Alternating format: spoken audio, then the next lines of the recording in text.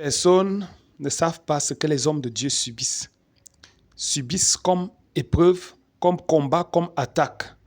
Salut à tous et bienvenue sur notre chaîne 3 minutes d'impact. Si vous êtes nouveau sur cette chaîne, ne manquez pas de liker, de partager, de commenter, de vous abonner pour la gloire de Dieu. Les hommes de Dieu vivent vraiment le calvaire. Souvent, ils ne veulent pas vous exposer ce qu'ils vivent en secret, ce qu'ils subissent en secret. C'est pour ça que vous entendez parfois certains hommes de Dieu, vous allez entendre qu'il est tombé à cause de la crise cardiaque, ainsi de suite, une maladie qui est même difficile à expliquer parce qu'il y a des combats. L'apôtre Paul disait, les soucis que me donnent les différentes églises, les églises. Il était apôtre, il y avait des problèmes. Dieu avait demandé à Moïse de départager les responsabilités parce que le peuple, le fardeau du peuple était très lourd. Le peuple a un lourd fardeau et les hommes de Dieu payent le prix pour cela. Voilà pourquoi, à un moment donné, on doit d'abord faire des pas en arrière et regarder avant de juger, avant de critiquer. Dans la vidéo que vous vous préparez à regarder, vous allez entendre, vous allez écouter ce que ce prophète est en train de dire. Il parle des choses, il est direct, il est clair. Il explique des choses, il amène les gens à comprendre vraiment ce qui se passe dans le secret. Écoutez attentivement et n'hésitez pas de dire en commentaire ce que vous en pensez. Que Dieu vous bénisse. On se dit simplement à tout de suite pour la conclusion. Shalom. Il faut savoir que l'appel au ministère est une déclaration de guerre. L'appel au ministère, c'est une déclaration de guerre. Il y a des exemples qu'on peut prendre, et je donnerai mon exemple aussi, mais je vais prendre quelques exemples d'hommes de Dieu au Cameroun, pour ceux que je connais, que j'ai côtoyés, pour que vous compreniez que nous sommes des rescapés de la mort. Parfois, on va venir faire un direct comme ça, mais vous ne savez pas d'où on vient. Vous ne savez pas qu'on vient d'échapper à une tentative d'assassinat spirituel, une tentative d'exécution, carrément. C'est-à-dire que nous sommes attaqués de toutes parts. Nous sommes attaqués, mes amis. On est attaqués de toutes parts. On a des, comment on appelle ça, des décrets de mort sur nous. Papa, tu vois ton pasteur là, il prêche comme s'il n'est pas un humain. Mais après, ce qui subit à la maison, c'est sa femme qui subit. Ce sont ses enfants qui connaissent la réalité dans laquelle il vit. Je vais vous raconter combien de fois j'ai failli mourir. Je vais vous raconter cette histoire fascinante ce matin. Vous devez prier pour les hommes de Dieu. Au lieu de les calomnier, au lieu de les mépriser, il faut prier pour les hommes de Dieu. Je vous en supplie. Priez pour les hommes de Dieu. Par les compassions de Christ. Priez pour nous. On ne vit plus que pour vous en fait. On ne vit plus que pour vous. C'est ça la vérité. On n'a plus de vie que ceux vers qui le Seigneur nous a envoyés. Mais si c'est pour une brebis, c'est important. Ça coûte cher, mes amis. Vous savez, prenons un peu l'exemple de Papa Charles Somba. Pour ceux qui ne le connaissent pas, c'est un peu le pionnier de l'onction des foules au Cameroun. C'est le pionnier de l'onction des foules. Ça veut dire que c'est lui qui a commencé par drainer les foules. On voit une seule personne qui draine de milliers et de milliers, de milliers, de milliers de gens. Pour ceux qui le connaissent, nous honorons sa mémoire. Nous honorons l'homme qu'il a été. Il est mort très jeune, dans la soixantaine. Papa Charles Somba, c'était un homme de Dieu redoutable. L'un des hommes de Dieu les plus incompris au Cameroun, ils étaient deux. Le numéro 1, c'était Papa Charles Somba. Le deuxième, c'était le prophète Dieu de Kamden. Voilà les deux hommes de Dieu les plus controversés, les plus incompris, les plus mal compris au Cameroun. Je pense, pour ma part, selon mon analyse. Le premier, c'était le docteur Charles Somba. Et celui qui le suivait après, c'était le docteur Dieu de Kamden. Donc voilà les deux. Et je reviens sur le docteur Charles Somba. C'est quelqu'un que j'ai découvert en 1995. En 1995, je venais d'être converti à Christ. Et il devait passer en Gamzele pour une campagne. Lui aussi venait de donner sa vie à Christ. Il y avait quelques années auparavant, il était sauvé des forces occultes. C'était un sataniste en fait. C'était un grand sorcier. Donc il dénonçait les arts de la sorcellerie et il délivrait les gens des tentacules voraces, la pieuvre de la sorcellerie. Mais il avait un ministère particulier. Ça fait donc que le fait qu'il ait déclaré qu'il est un ancien sorcier, alors beaucoup d'hommes de Dieu ont pris cela pour dire que non, il n'est pas converti. Il n'a pas donné vraiment sa vie à Christ. Il est toujours un sorcier espion dans l'église. Et ça lui a valu la haine et l'adversité de beaucoup d'hommes de Dieu. Et quand il est mort, par la grâce de Dieu, à ses obsèques où j'étais présent, il y a un homme de Dieu qui l'a dit, que nous, on a combattu Charles Somba. On demandait à nos brebis de ne pas suivre Charles Somba. Mais après, on a découvert que c'était un vrai serviteur de Dieu. Mais le problème, c'est que le mal a été fait. Et je veux dire quelque chose. Ça, c'est ma pensée, ça n'engage que moi. Quelqu'un peut ne pas être d'accord avec moi, c'est la démocratie, s'il n'y a pas de dictature ici. Cet homme a été persécuté d'abord par les hommes de Dieu et par l'église au Cameroun. Il était méprisé dans cette nation. Il était mal compris dans notre nation et combattu par beaucoup de ses pères, par beaucoup de pères de l'église du Cameroun et par beaucoup de jeunes. Il était de son côté. Mais il était honoré hors du pays. Mais dans cette nation, il a été tellement persécuté et à un certain moment, il était obligé de fuir le Cameroun. Il était obligé de fuir le Cameroun pour aller en Europe. Là-bas aussi, ça a été compliqué pour lui, ça n'a pas marché. Il est revenu au Cameroun, mais il avait perdu l'audience qu'il avait Parce que pendant son absence, ses détracteurs ont occupé la place pour bien cimenter la haine de sa personne, pour mieux dépeindre son image dans la mentalité et les esprits même de ceux qui naguère furent ses enfants. Donc quand il est revenu au Cameroun, ça n'a plus jamais été comme ça. Et il est mort. Et nous savons tous qu'il a souffert d'un cancer du cerveau. D'un cancer du cerveau. Et j'ose penser, humblement, que cette maladie, cette situation-là, ça venait des soucis et des pressions qu'il a connues pendant son ministère. J'ose croire ça. La haine des hommes, leurs menaces, leur méchanceté. Je pense que tout ça a eu un impact sur sa santé. Et il faut comprendre que cet homme de Dieu a connu des combats que peu d'hommes de Dieu ont connus dans notre nation. Il s'est marié, je pense, 1, 2, 3 fois ou 4 fois. Il a divorcé. 3 ou 4 fois, il a une femme qui est morte. Et puis il a divorcé peut-être 2 fois, il s'est remarié. Peut-être il a connu 4 mariages. Et dans chacun de ces mariages, je pense, il a eu des enfants. Je pense. Il a eu des enfants. Et en 2014, j'ai reçu une dame qui disait qu'elle était centrafricaine, je pense. En tous les cas, elle n'était pas camerounaise. Elle est venue dans mon bureau et elle m'a posé un problème. Elle m'a dit qu'elle était la bonne du docteur Tchale Somba et qu'elle est maintenant avec la femme, l'ex-épouse du docteur Tchale Somba. Et qu'elle est venue me demander une seule chose parce qu'elle a remarqué que Dieu m'utilise puissamment. Elle est venue me demander une seule chose. Et je prie pour tuer le docteur Tchale Somba. Elle me demande de prier pour tuer un homme de Dieu. Parce que le docteur Tchale Somba leur a fait tellement de mal à elle et à son ex-épouse. Et donc, elle veut que le docteur Tchale Somba, qu'elle et moi, qu'on s'associe pour prier que Dieu le tue. J'espère que maintenant, cette femme est dans la joie et dans la paix. Son âme est rassasiée de bonheur, puisqu'il est mort finalement. Je pense que ses ennemis ne vont pas mourir, ils sont heureux, ils vivront éternellement. Et que leurs églises seront plus grandes que son église. Ce qui est malheureux dans l'affaire, dans l'histoire, c'est que malgré qu'ils soient morts, les églises de ses ennemis n'ont pas changé. Peut-être ça s'est même un peu vidé, au contraire. Donc cet homme est mort de soucis, il est mort de stress, il est mort de la haine. Et j'ai compris une chose, et ça, ce que je vous dis ici là, c'est une révélation que Dieu m'a fait comprendre. C'est pas une révélation, c'est des choses que vous comprenez, mais dans la présence de Dieu. Des choses que vous comprenez, mais dans la présence de Jésus-Christ. Vous savez, la sorcellerie, ce n'est pas seulement qu'on prend votre nom, on va faire des incantations avec. C'est pas ça la sorcellerie seulement. La sorcellerie, la haine, quand les gens vous haïssent, beaucoup de gens vous haïssent, ça devient une puissance. Donc, cette femme, elle arrive donc dans mon bureau, et elle me dit qu'elle est une des filles du docteur Tchale Somba. Et moi, donc, je suis content. Je dis, ah non, c'est quand même la fille d'un père de l'église au Cameroun, et puis je vais la recevoir dans mon bureau.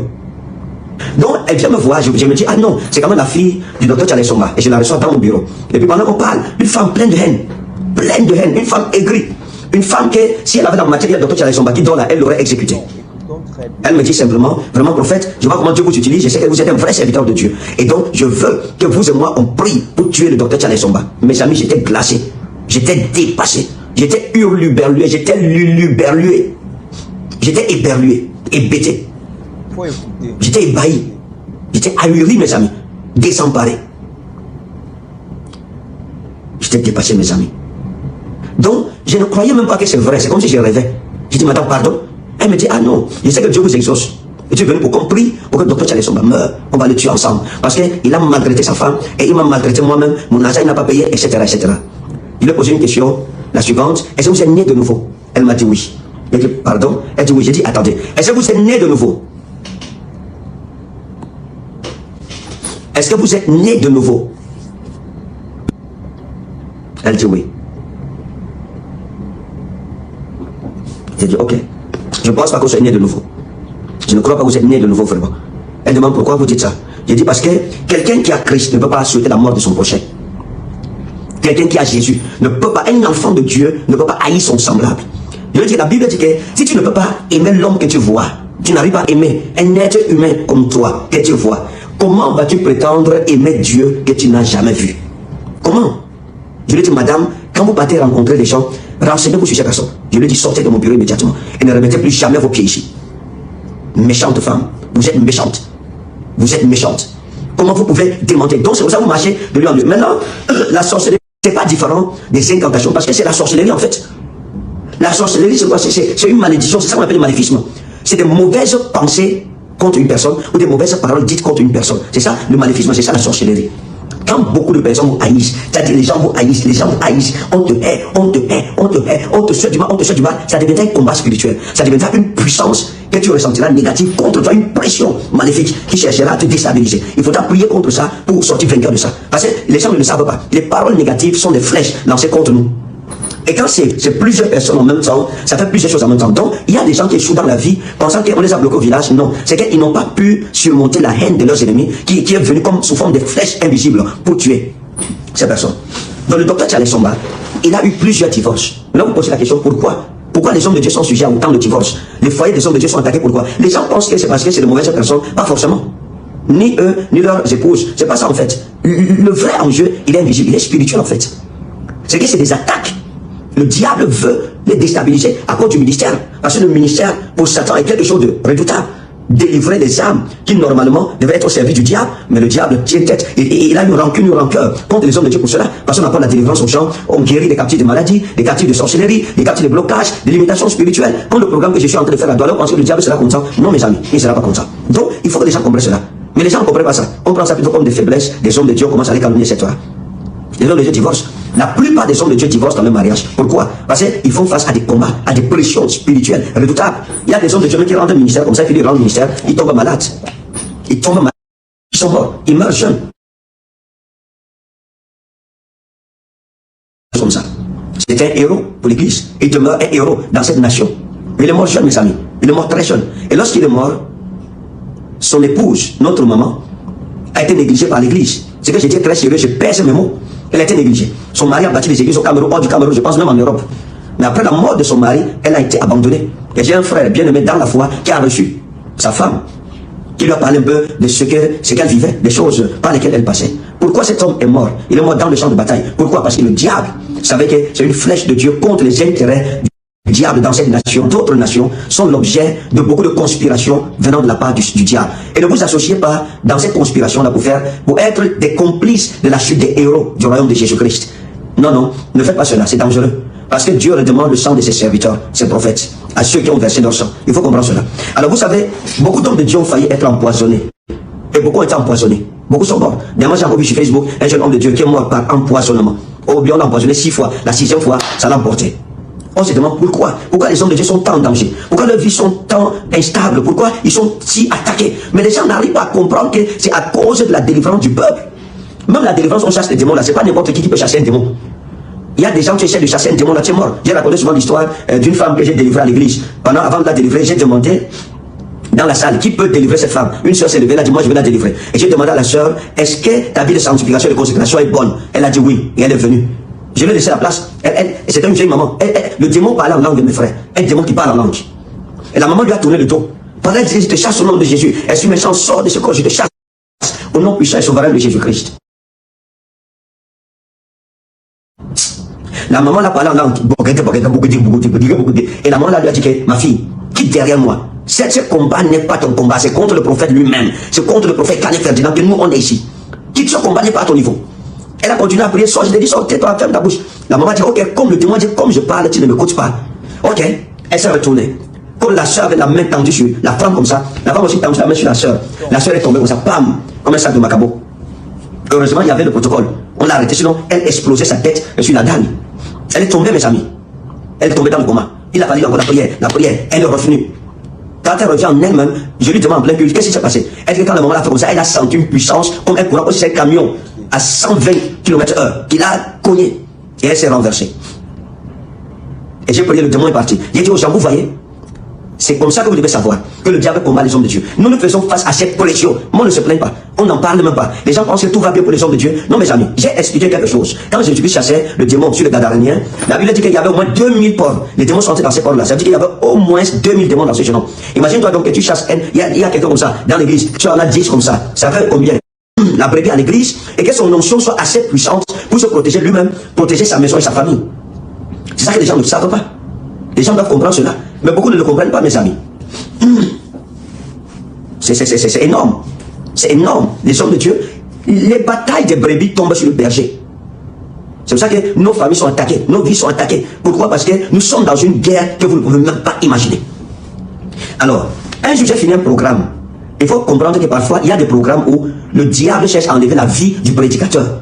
Parce qu'il connaît le genre de délivrance que Dieu apportera. Parce que la grande délivrance, là, ça dit quoi? C'est le monde du diable qui est dépouillé en fait. Nous allons dans le camp de Satan, nous arrachons les proies qu'il a fait dans les familles au nom de Jésus et nous ramenons ces captifs-là des ténèbres pour la lumière de Christ. C'est ça en fait. Quand on organise des combats, des programmes comme je suis en train de faire ici, là, ici à Douala, comme on va clôturer ce troisième jour à Doba à 17h, si tu manques, c'est que tu n'aimes pas ta vie. La délivrance n'est pas donnée à tout le monde. Il faut que Dieu lui-même t'ait appelé.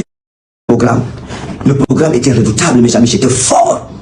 Des milliers de gens ont été délivrés. Des milliers de personnes ont été bénies. Les gens ont été délivrés. Les témoignages, vous entendez quelqu'un se lever, dit la boule a disparu. Oh, j'étais malade, il y avait une douleur ici, c'est parti. Oh, je saignais depuis 8 ans, depuis 10 ans, comme la femme d'hier. Le saignement s'est arrêté. Mais ça vous pense que le diable est content de voir les gens heureux? Nous, notre mission, c'est de rendre les gens heureux, de rétablir le bonheur dans les destinées des gens. La mission du diable, c'est de détruire les destinées. Or, la Bible dit le Fils de Dieu apparu afin de détruire les yeux du diable.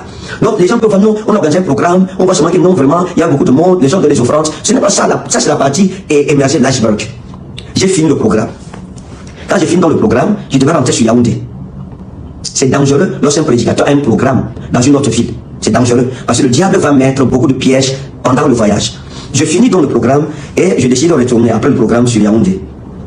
À l'époque, là, quand je finissais mes programmes, je retournais directement. La dimension finale à 21h, je prenais ma voiture, je rentrais sur Douala. C'est après, sur Yaoundé, c'est après que j'ai décidé maintenant de dormir et voyager le matin. Et donc, ce programme a été tellement puissant que moi-même je savais qu'en rentrant, je vais rencontrer des barrières, des barrages démoniaques sur mon chemin.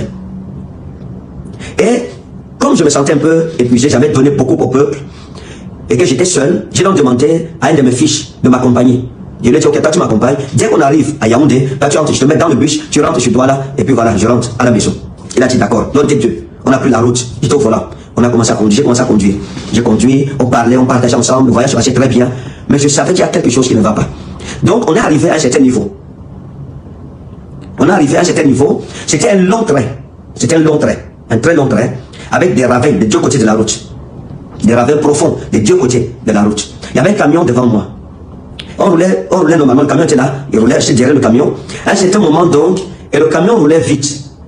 Le camion roulait pas à moins de 100 km/h. C'était une heure plane. On était sorti d'une descente, et puis voilà.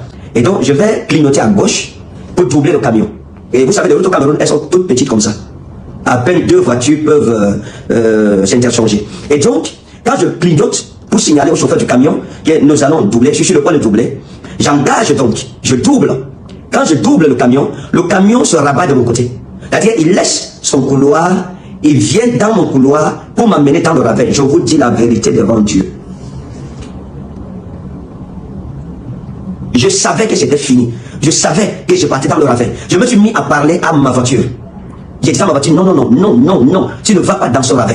Tu n'y vas pas. Tu ne vas pas dans ce ravin. Je parlais à la voiture comme on parlait à un homme, à un être humain. Et j'ai dit à la voiture, non. Parce que le camion nous serrait. Et puis, la seule chance que j'avais, si je freinais brusquement, on faisait tonneau. J'étais une ML. Les ML, vous savez, quand le camion de la route était comme ça, le camion était de son côté comme ça. Vous voyez. J'étais derrière le camion comme ça. Quand j'ai, comme ça, voilà. Quand j'ai doublé comme ça, pour dépasser, le camion lui il est venu comme ça. Mais il fallait que je passasse comme ça et que j'arrivasse avant que le camion ne ferme complètement la voie pour traverser. Il me restait juste un petit espace. Il restait juste un petit espace. Un tout petit espace. Et il fallait que je passe vite avant que le camion ne ferme complètement ce passage-là pour qu'il ne me reste que le ravin. Et le ravin était profond. Ça veut dire que si j'allais dans le ravin, on irait d'avant suspension en l'air. Parce que pour doubler, il fallait aller à 120 km/h. Et vu que le camion était en train de fermer la voie, il fallait que j'allasse à plus de 120 km/h pour arriver à traverser. Bien aimé. Il fallait traverser déjà. Mes pneus sont passés au bord du ravin. Au bord du ravin comme ça. C'est-à-dire qu'il restait juste la place pour la voiture, l'espace pour la MN. Quand j'ai traversé, il fallait maintenant revenir sur le goudron et là, j'ai perdu le contrôle de la voiture. Elle a tangué, elle a tourné sur elle-même sur le goudron, tourné sur elle-même. J'étais en train de prier. Elle a tourné et puis elle a regardé, elle s'est retournée, elle regardait le côté d'où je venais, pas dans le sens où j'allais. Mais là, elle a fait demi-tour.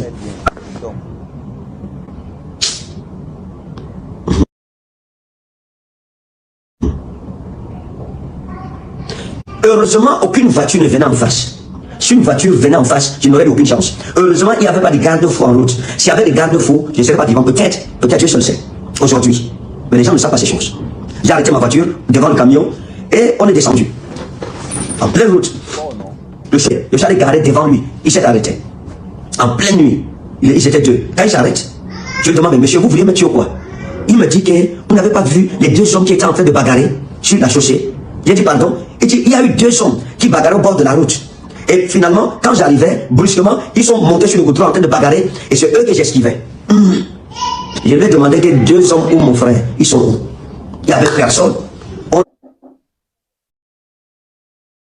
seul ici là. Ouais, même son coéquipier n'a pas vu les deux hommes qui bagarraient, mais le chauffeur a vu deux hommes qui bagarraient. Ces hommes venaient tout. Ils venaient tout, mes amis. Si c'est pas que c'est le monde des ténèbres qui a aveuglé ce monsieur-là pour qu'il puisse voir ces démons sur la voie pour m'envoyer en brousse. Et le ravin était profond. Il tombe à 10 mètres de profondeur. Si on partait, on irait comme l'avion, on tomberait, c'était peut-être la voiture va exploser. On va dans le film. Pourquoi? À cause des brebis, à cause de mon ministère. Et il y a de cela quelques années, quand j'ai commencé le ministère, j'ai fait une vision, j'ai souvent raconté ça, où j'ai vu un faucon. Vous voyez le pèlerin, faucon pèlerin là. Je marchais, j'ai entendu les battements derrière moi. Là, je me retourne, c'est un faucon pèlerin qui tombe par terre. Et il se métamorphose en une grand-mère d'au moins 120 ans. Elle me regarde en ricanant, elle me dit, Ferdinand, est-ce que tu sais que le diable a lancé un communiqué contre toi et ta tête a été mise à prix dans le monde des ténèbres. Et le diable a dit qu'on te renverse automatiquement. Et le démon qui réussira à te renverser aura des décorations dans le monde des ténèbres. Il va grandir en grade. Parce que toi et ton ministère, vous êtes un danger pour les intérêts du diable dans cette nation, dans cette génération. Et je me suis réveillé. Quand vous voyez une vision comme celle-là, mes amis, mais vous avez peur, vous comprenez que votre vie est en danger. Et j'étais un jour en mission à Bertois avec mon fils Armand. Et je bénis beaucoup. C'est un enfant extraordinaire. C'est un enfant, c'est un don de Dieu. C'est un enfant qui va aller très loin. Je prie juste que Dieu lui donne d'être loyal. C'est un enfant qui va aller loin. S'il est loyal, il ira très loin. Il va s'asseoir un jour, il va raconter, il va dire, j'ai servi un prophète un jour, il a parlé sur ma vie. Et c'est pour ça qu'aujourd'hui, vous me voyez comme ça. Je suis béni, riche, abondant, dans la prospérité. J'ai ma maison, j'ai des maisons en location. Ces choses arriveront s'il est fidèle de Dieu jusqu'au bout. Que Dieu le rende loyal jusqu'à la fin. Donc, on est en train de refinir de Bertois. Parce que lui, c'est mon compagnon de guerre. Dans la plupart de mes batailles, il est avec moi. Et donc, on est en train de rentrer. Il y a des enfants que tu ne sais même pas quoi faire pour lui. Donc, on est en train de rentrer de Bertois. Vous savez que la route de Bertois, c'est les virages. C'est le virage des virages. Et j'étais en train de lire. Je pense que j'étais en train de lire, mais c'est sur mon téléphone. Il y avait un virage devant. Il y avait un virage dans le cas où tu suis un autre trait. Et puis l'Esprit de Dieu m'a dit, dis à ton fils de faire attention, de ralentir. Parce que devant le virage qui vient, il y a un piège de Satan. Il y a deux camions qui sont en train de se doubler. Il y a un camion, un gros camion qui est en train de doubler notre camion. Il n'y aura pas d'espace pour vous. Il faut qu'il ralentisse, sinon il y aura une collision. Alors je lève la tête, je lui dis, fais attention. Le temps de lui dire, fais attention, ce virage, il y a des... On était déjà au niveau du virage. Qu'est-ce qu'on trouve, mes amis? Deux camions, un qui double, un autre camion. Heureusement qu'il avait déjà freiné. On n'a eu que le temps d'entrer en bouche. S'il y avait des garde-fous, on faisait face à face. C'était une collision assurée. Et ça, c'est clair, on ne sortait pas vainqueur. On ne sortirait pas vainqueur de ce face à face. C'était les longs camions là, les camions de grumiers là. Un doublé, comment un camion, comment un chauffeur peut doubler dans un virage, mes amis? On entend brousse. S'il y avait des garde-fous, il y a souvent au bord de route là, on n'aurait pas eu la chance d'entendre brousse. La seule réaction qu'il a eue, bam, on entend brousse. Heureusement, il n'y avait pas des arbres à côté. Et les camions sont passés. Pourquoi, mes amis? Parce que je représente un danger pour le diable. Parce que ma vie, ma présence est un problème, non pas seulement pour le diable, mais pour certaines personnes, pour certains hommes, pour certaines femmes. Pour certaines personnes qui souhaitent ma mort. Quand on te souhaite beaucoup la mort, tu vas influer la mort. Mais lorsque le doigt de Dieu a écrit sur ta vie, personne ne peut rien. Les gens seront obligés de faire avec toi. Ouais. Donc que Dieu te bénisse au nom de Jésus. Tu ne vas pas mourir. Tout décret de mort contre ta vie est anathème au nom souverain de Jésus de Nazareth. Tu ne mourras pas parce que les ennemis dans l'ombre ont décidé que tu vas mourir. Le Seigneur te gardera, il te protégera, il te préservera. Et la prophétie de tes ennemis retourne sur eux. Mais toi, nous verrons la gloire de Dieu resplendir sur ta vie et sur tes enfants au nom souverain de Jésus. L'Éternel te bénira et te rendra prospère, te donnera du succès. Dans toutes tes entreprises, tu iras de gloire en gloire. Ta vie rayonnera. Ta vie ne s'arrêtera pas où les hommes ont décidé qu'elle s'arrête. C'est impossible. L'Éternel te distinguera parce que tu es son bien-aimé. La Bible dit, mon bien-aimé se distingue entre les 10 000. Toute malédiction envoyée contre toi fera demi-tour. Elle pourchassera son propriétaire. Elle le rattrapera et elle le frappera. Dans le nom puissant et souverain de Jésus. Tu ne passeras pas ta vie à pleurer. Tu ne passeras pas ta vie à être dans le désarroi à cause des hommes parce qu'ils ne t'aiment pas parce que tu leur as fait du mal. Mais juste parce que Dieu t'a fait grâce d'être son bien-aimé, sa bien-aimée. Ça n'arrivera plus dans le nom puissant de Jésus. L'Éternel t'envoie une saison de réjouissance. Je vois une année de gloire dans ta vie. Une année de restauration. L'Éternel nettoie tes larmes. Cesse de pleurer, dit l'Éternel, parce que je t'aime, je t'aime, je t'aime, et je suis avec toi. L'Éternel te sortira de cette impasse, il te sortira de cette situation. La honte ne sera pas toujours ton partage. Le Seigneur te visitera, l'Éternel te restaurera, l'Éternel te glorifiera, l'Éternel t'élèvera au Dieu même de ceux qui ont dit que tu ne seras rien. Dieu leur prouvera que l'élévation ne vient ni de l'Occident, ni de l'Orient, mais que l'élévation vient de l'Éternel. Mais pour toi, garde ta foi en l'Éternel ton Dieu. Aime ton Dieu, continue à le prier, continue à aller dans sa maison, continue à être fidèle, cherche à être de plus en plus intègre dans tes voies. Ton Dieu ne t'abandonnera pas, ton Dieu fermera bientôt la bouche et tes ennemis te bénira certainement. Que Dieu te bénisse, que ta journée soit bénie. Je vous souhaite le meilleur au monde et je souhaite fermement et fortement que Dieu vous bénisse au point d'humilier vos ennemis par votre bénédiction. Au nom précieux souverain de Jésus-Christ. Amen. Bye. Vous-même, vous entendez des choses qui se passent dans le secret. Vous-même, vous entendez tout ce qui se dit Là, vous-même aujourd'hui, vous comprenez qu'il y a un nombre de choses vraiment qui ne peuvent pas se dire même sur le haut de la chair. Parce que la chair ne peut pas être transformée à un endroit vraiment où on répond aux conflits, ainsi de suite. Ces choses doivent nous amener à comprendre que on doit prier pour les hommes de Dieu, plutôt que de les critiquer. Sinon, nous allons permettre que l'ennemi atteigne plusieurs hommes de Dieu. Nous voyons même dans la Bible comment est-ce que le diable accusait Josué. Et Dieu est venu intervenir. Il a dit non, il faut changer sa robe. Le Seigneur est notre avocat. Il intercède pour nous. Pas parce que nous sommes parfaits, mais c'est parce qu'on a effectivement des défauts et des faiblesses. Il intercède pour nous et cette intercession fait en sorte que nous soyons vainqueurs face à certaines difficultés, face à certains combats. Et lui aussi, il nous appelle à, n'est-ce pas, être des intercesseurs aussi. Prions pour nos frères, prions pour les hommes de Dieu, prions pour les servants de Dieu, afin que le Seigneur vraiment veille, protège et que nous soyons toujours plus que vainqueurs dans tous les combats. Que Dieu vous bénisse abondamment. On se dit à la prochaine pour une prochaine vidéo. Shalom.